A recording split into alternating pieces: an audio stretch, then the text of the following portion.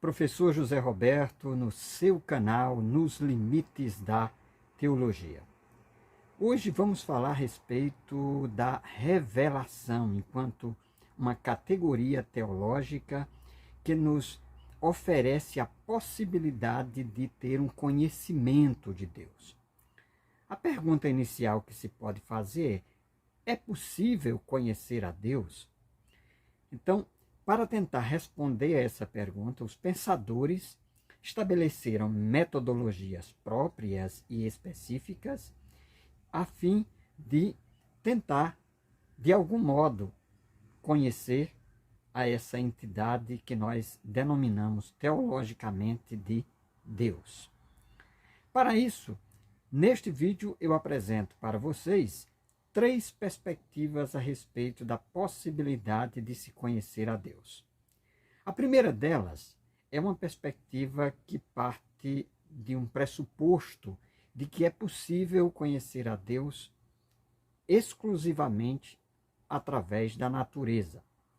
Então, para tentar explicar e conhecer a Deus, os estudiosos buscam na natureza pistas, marcas que sejam capazes de explicar quem ou o que Deus é.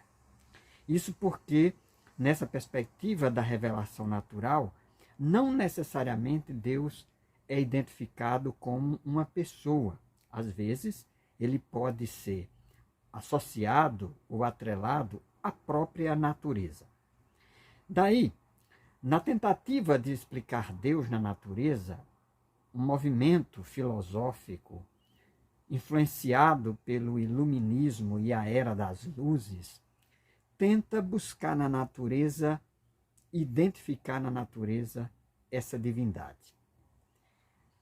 A teologia que busca explicar Deus através da natureza está muito próxima de uma perspectiva que nós denominamos de deísta. Isso porque não há qualquer revelação específica e toda revelação que se tem se depende daquilo que se apreende através das leis da própria natureza. Muitos pensadores desconsideraram totalmente, por exemplo, o texto bíblico, os textos sagrados, e resolveram olhar para céu, terra e mar e tentar explicar Deus a partir dessas percepções.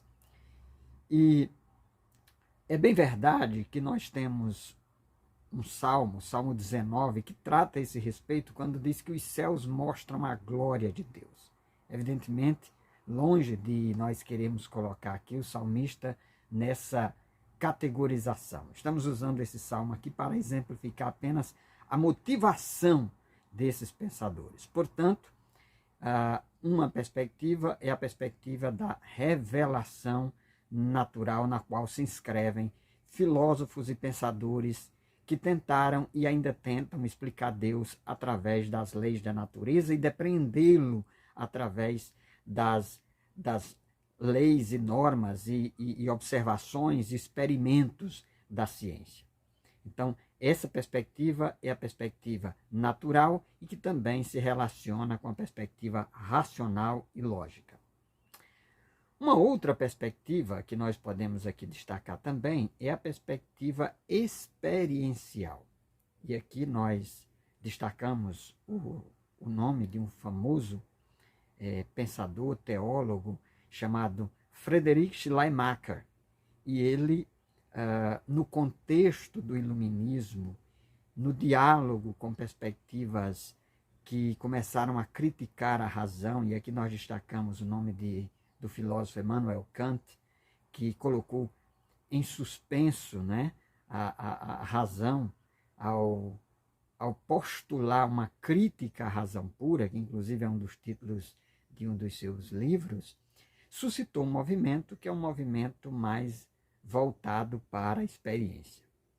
Dizem esses pensadores, se nós não podemos explicar Deus através da natureza, através de uma lógica, através da racionalidade, então surgiu uma perspectiva, digamos assim, muito mais romântica e uma perspectiva mais experiencial, empírica, na qual se explica Deus através do sentimento, através da experiência e através dessa relação mística com esse ser supremo e sublime, que nós, às vezes, como não podemos explicar, podemos de algum modo, pelo menos, experimentá-lo ou experienciá-lo através das nossas emoções, através da expressão dos nossos desejos e até das nossas vontades. Então, a primeira perspectiva que nós tratamos foi a natural e que nós associamos de algum modo com a racional. A segunda perspectiva é essa perspectiva empírica, experiencial, mística e transcendental, que dialoga com uma perspectiva mais romântica, na busca de encontrar Deus nessa relação de amor, de experiência. No século XX, surgiram algumas alternativas a essas perspectivas. Uma perspectiva que tentou, de algum modo, conciliar essas perspectivas, que, de certo modo, nós apresentamos aqui essas perspectivas como extremos, ou como percepções radicais, mas sempre surge alguém na tentativa de tentar conciliar de algum modo. E aqui nós destacamos o nome de um teólogo suíço denominado Emil Brunner. O Emil Brunner, ele parte do pressuposto de que nós não podemos explicar Deus especificamente através da natureza e da razão, ou mesmo da experiência, ainda que essas tenham o seu devido lugar e o seu papel importante, a sua relevância. Ele defende que nós somente podemos conhecer a Deus através da revelação, de uma revelação específica. E essa revelação nos chega através de Jesus Cristo e nas Sagradas Escrituras. No entanto, o Emil Brunner, ele ressalta a possibilidade de, por meio da imagem de Deus que em nós se encontra, nós termos pontos de contato por meio dos quais nós podemos dialogar e podemos acessar ou conhecer o divino. De algum modo, essa perspectiva do Emil Brunner, ela encontra eco em outras perspectivas filosóficas, como, por exemplo, a de Tomás de Aquino, São Tomás de Aquino, que tenta conciliar fé e razão e que, de algum modo, remete ao período da escolástica. Mas um outro teólogo foi terminantemente contra a perspectiva de Emil Brunner, também suíço e contemporâneo dele, que foi o Karl Barth.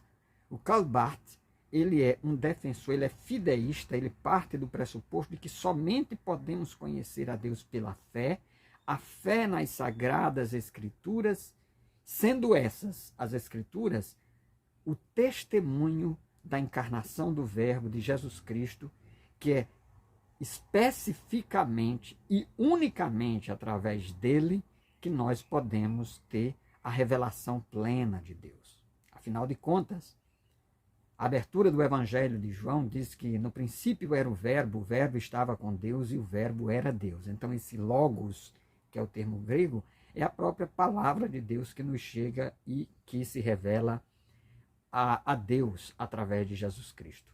O autor da Epístola aos Hebreus, na abertura da sua epístola, diz que Deus falou de muitas maneiras e que nos últimos dias nos falou através do Filho.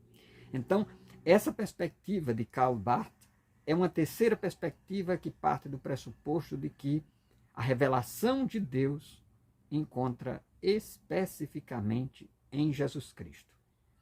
Segundo Barth, nós não podemos confiar na razão, muito menos nas nossas experiências, mas pautar a nossa possibilidade de acesso e conhecimento na autocomunicação divina exclusivamente em Jesus Cristo.